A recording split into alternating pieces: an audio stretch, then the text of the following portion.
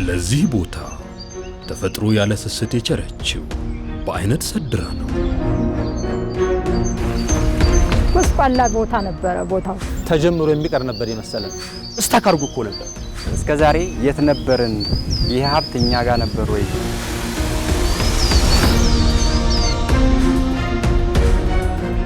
ታሪክ፣ ውበት፣ ራዕይና ተፈጥሮ አንድም ቀን በምንም ምክንያት ይሄ ፕሮጀክት አልተቋረጠም።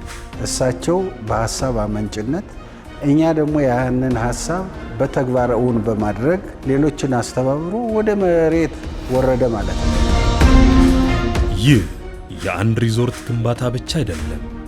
እንደገና ፈጠረው፣ እንደገና ወለደው። ዝም ብሎ ህንፃ የመገንባት ጉዳይ ምናምን አይደለም። ከደጋጉ ህዝባችን ጋር ይተዋወቃል፣ ከታሪኩ ይቋደሳል። ሊያሳየን ማን ነው?